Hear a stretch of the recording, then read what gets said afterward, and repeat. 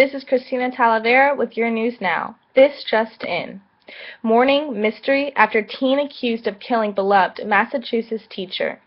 A young beloved teacher found killed in the woods. A 14-year-old student in custody charged with her murder. That much we know, but hours after both were found, one dead, one alive, in suburbs northeast of Boston, much remains unknown as to why Colleen Ritzer was brutally slain. Authorities have been looking for the student, Philip Chisholm, just first after he was reported missing, with police sending out messages via Twitter and Facebook on Tuesday evening, noting he'd been last seen around 6:30 p.m. and asking for the public's help in finding him. They got a call around 11:20 p.m. about another missing person, 24-year-old Ritzer, after she, too, hadn't returned home and was not answering her phone, according to Essex County District Attorney Jonathan Blodgett. A flurry of activity came around next. Police in Topsfield, the town just north of Danvers, around 12:30 a.m., spotted Chisholm walking alongside a busy road there. Authorities also converged on Danvers High, where Ritzer taught and which Chisholm attended, finding blood in a second-floor bathroom, the district attorney said. The teacher's body was soon discovered behind the school. Chisholm was tied to Ritzer's death after police interviewed him and reviewed video surveillance from the school. A criminal complaint states in court it was alleged the teacher did assault and beat Ritzer, leading to her death. The 14-year-old was arraigned Wednesday afternoon in a Salem, Massachusetts court for murder, then ordered held without bond. A grand jury could decide if Chisholm will be charged as an adult. Meanwhile, the tight-knit community of Danvers is at a loss to explain why someone might kill the life of Ritzer, a 24-year-old known for posting inspirational messages on her Twitter account and offering students extra help when they needed it.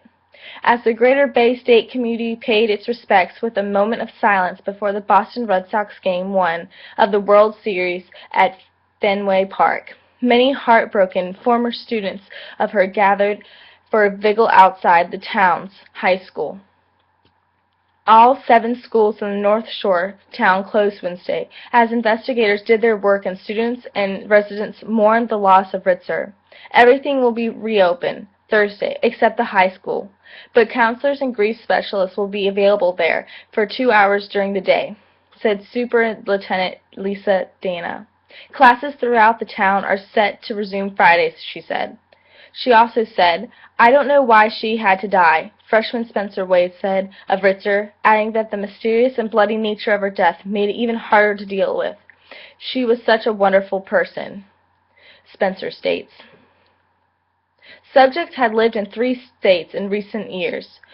Just Monday, the Danvers Police Department was tweeting its support for families and first responders affected by the shooting death of Sparks, Nevada teacher, allegedly at the hands of a 12-year-old boy. While no motive has been spelled out in Ritzer's death, some details have started to emerge about the young suspect. Chisholm attended a 4th grade at a Clarksville, Tennessee elementary school around Clarksville, Montgomery County, Tennessee.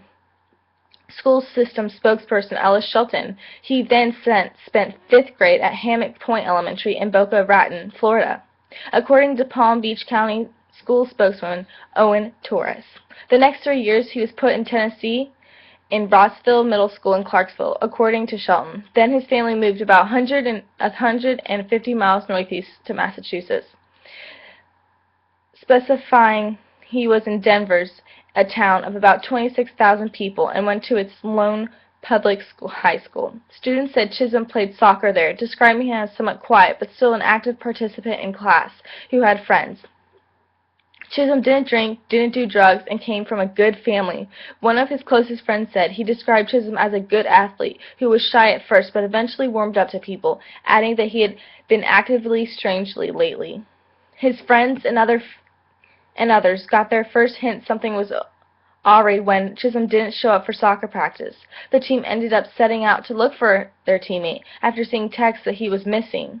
As they and the police were looking for him, and after Ritzer was killed, Chisholm went to a local movie theater, a source with knowledge, the investigation said. Brogdon declined Wednesday to officers specifies on the relationship between the suspect and the late teacher, though his office in Chisholm attended one of Ritzer's classes. When authorities first reported Chisholm missing on Tuesday, people responded on the police department's Facebook page with prayers and for his safe return. One neighbor described him as a polite and friendly boy. The tenor of the comments changed significantly once he was linked to Ritzer's killing. "I'd say he's less polite and friendly than you thought," wrote one of the Facebook commenters. "Everybody has to keep their eyes open. It's no longer safe to say that you can take everybody at face value." With news today, this is Christina Talavera reporting on a very sad death.